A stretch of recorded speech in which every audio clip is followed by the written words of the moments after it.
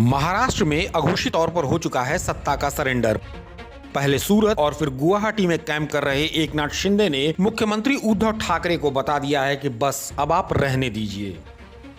दरअसल गौर करने की बात यह है कि एकनाथ शिंदे एक बात बार बार कह रहे हैं कि उन्होंने शिवसेना नहीं छोड़ी है, वो बाला साहब ठाकरे के दिखाए हिंदुत्व के रास्ते पर चल रहे हैं। ऐसे में बड़ा सवाल उठता है, क्या उस हिंदुत्व के रास्ते में सबसे बड़ी अड़चन के तौर पर उद्धव ठाकरे आकर खड़े हो गए हैं, जिन्हें साइडलाइन करने के लिए एकनाथ शिंदे भाजपा से लॉजिस्टिक सपोर्ट ले रहे हैं, या इसके कुछ और भी गंभीर मतलब हैं? हम यह बात इसलिए उठा रहे हैं क्योंकि महाराष्ट्र भाजपा प्रमुख चंद्रकांत पाटिल खुद बागी विधायकों को उनके असली ठिकाने यानी गुवाहाटी पहुंचा रहे हैं और खुले तौर पर एकनाथ शिंदे की मदद कर रहे हैं। अब अगर एकनाथ शिंदे शिवसेना नहीं छोड़ रहे हैं तो इसका क्या मतलब निकाला जाए कि उद्धव ठाकरे को भी शिवसेना के अघोषित मार्गदर्शक मंडल की ओर ढकेला जा रहा है। शिवसेना में बगावत की पेच इतनी आसान नहीं है जितना कि यह बाहर से देखने में लग रही है। याद करिए तो साल 2012 से पहले का वो दौर जब तक बाला साहब ठाकरे जीवित थे, उनकी अपनी कार्यशैली हुआ करती थी। वो पूरे ठसक के साथ सत्ता को हाँकने की कुवत रखते थे। सत्ता से बाहर रहते हुए भी वो सत्ता पर पूरा कमांड रखते थे। उन्हीं की देन थी कि मनोहर जोशी लोकसभा के स्पीकर के पद तक पहुंचे। दरअसल बाल ठाकरे जिस पैनी हिंदुत्व की बात किया करते थे, वो भाजपा को भी रास आती थी। उस समय भाजपा की कमान वाजपेयी और आडवाणी के हाथों में थी। उस समय बाल ठाकरे अकेले ऐसे छत्रप थे जो खुले तौर पर कहा करते थे कि बाबरी ढांचे को शिव सैनिकों ने गिराई है, जिसे जो करना है वो कर ले। चूंकि जिस आक्रामक तेवर से बाला साहब ठाकरे हिंदुत्व की वकालत किया करते थे, वो उस दौर में भाजपा के उभार के लिए खाद और पानी का काम कर रहा था।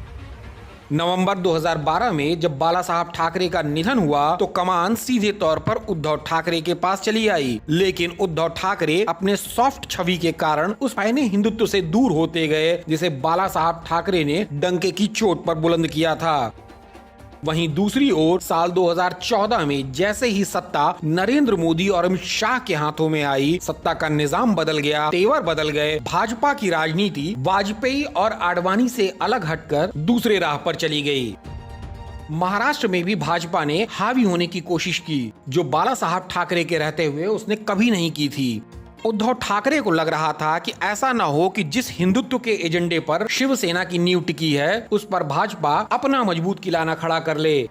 भाजपा को काउंटर करने के लिए उद्धव ठाकरे ने पिता बाल ठाकरे की नीतियों को थोड़ा सा डाइल्यूट किया, जिसका खामियाजा आज वो भुगत रहे हैं।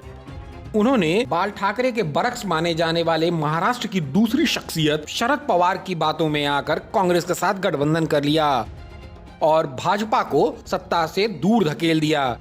लेकिन वो ये भूल गए कि न तो वो बाल ठाकरे हैं और न ही भाजपा की कमान अटल और आडवाणी के पास में है।